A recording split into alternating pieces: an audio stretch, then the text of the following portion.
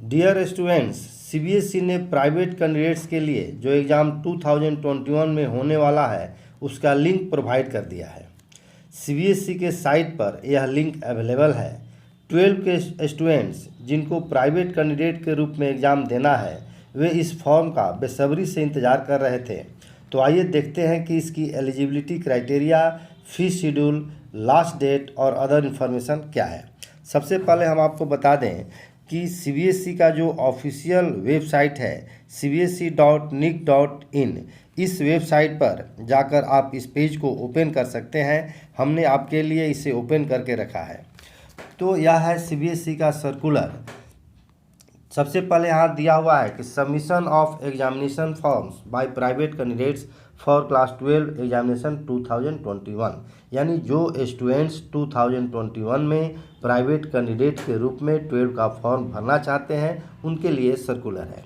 तो यह जो सर्कुलर है वह 39 पेज का है, जिसमें बहुत सारा इंफॉर्मेशन है। आपके लिए जो मेन पॉइंट है जो आपके लिए बहुत ज़रूरी है उसका हम यहाँ पर एक्सप्लेन करेंगे।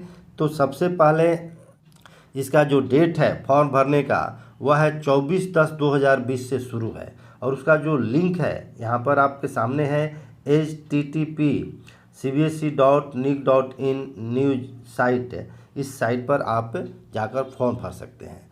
और यहाँ जो रूल रेगुलेशन है अनेक्सर वाइज उसको वो प्रोवाइड किया है, अनेक्सर 1, 2, 3, 4, 5, 6, 7। तो सबसे पहले जो अनेक्सर 1 है उसे हम देखेंगे जो कि एलिजिबिलिटी क्राइटेरिया से रिलेटेड है।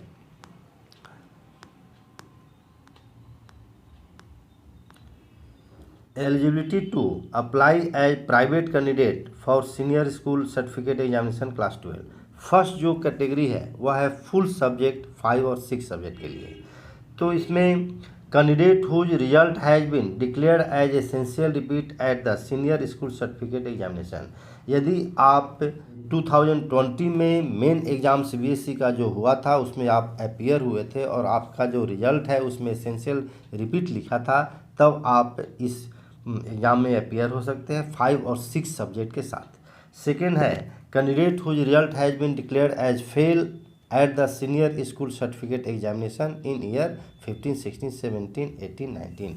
जैसा कि आपको मालूम है 2020 से पहले जो रिजल्ट आता था उसमें फेल लिखा आता था।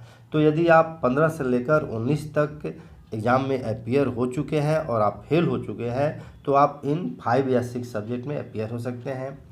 थर्ड है such candidate who has been placed in compartment in 1 subject में आउट फॉर अपीयरिंग 5 और 6 subject in which he she had appeared in March 2020 examination. यानी यदि आपका कंपार्टमेंट हुआ था और आप चाहते हैं कि सारे सब्जेक्ट में अपीयर हो जाए तो आप अपीयर हो सकते हैं, लेकिन आपको कैटेगरी जो चूज करना होगा वह होगा एसेंशियल रिपीट का। नेक्स्ट है टीचर्स, ये तो टीचर के लिए है।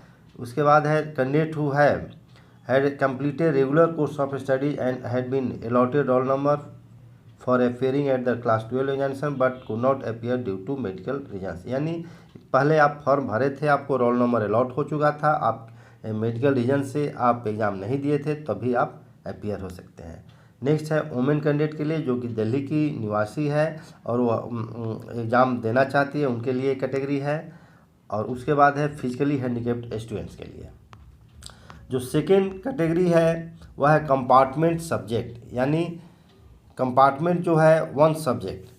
Candidate whose result has been declared as compartment in March 2020 and September 2020 to apply only in the subject in which he she has been placed in compartment.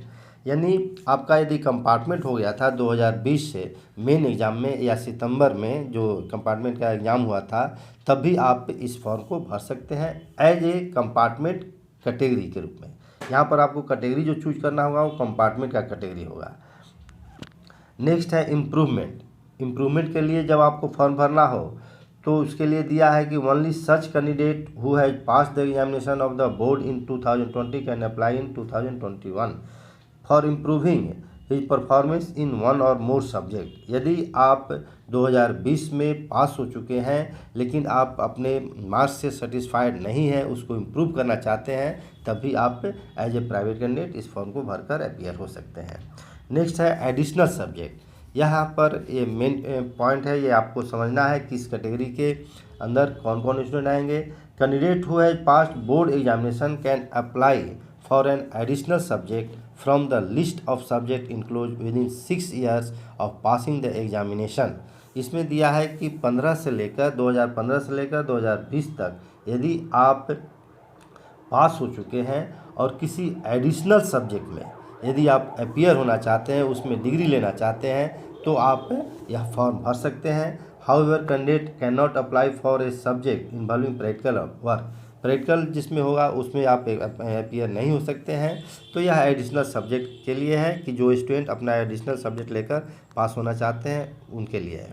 इसके बाद दिया है कि जनरल इन्फॉर्मेशन, तो इसमें एडमिट कार्ड के बारे में दिया है कि कैसे आप एडमिट कार्ड डाउनलोड करेंगे, उसका यहाँ पर लिंक दिया हुआ है www.cbse.nic.in।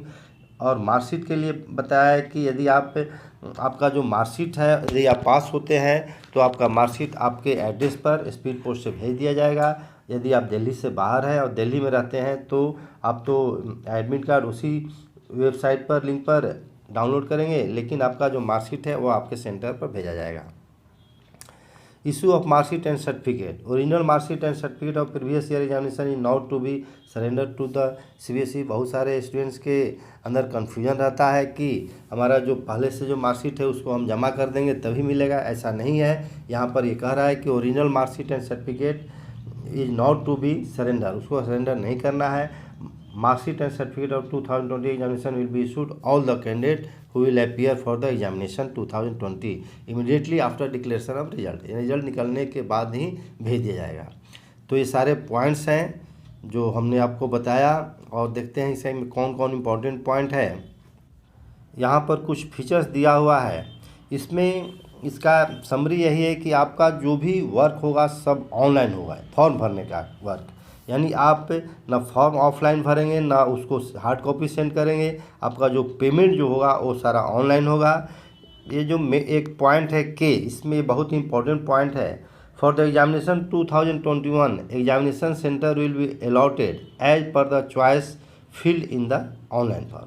आप जो ऑनलाइन फॉर्म भरेंगे उसमें जो चॉइस देंगे सेंटर का, उसी सेंटर पर सीबीएसई एग्ज़ाम लेगा और वही सेंटर आपको अलॉट करेगा। ये सारे पॉइंट्स हैं, आप खुद भी पढ़ सकते हैं और समझ सकते हैं। हमने आपको जो जो मेन पॉइंट्स है उसको समझा दिया। यदि आपको किसी पॉइंट में कोई प्रॉब्लम हो रहा है, कोई समझने में कहीं कन्फ्यूजन है या कहीं आप फंसते हैं, अटकते हैं, तो आप कमेंट बॉक्स में आप अपना जो भी कन्फ्यूजन है लिख कर पूछ सकते हैं। आपका हर कन्फ्यूजन दूर किया जाएगा। तो मिलते हैं नेक्स्ट वीडियो में। Thank you.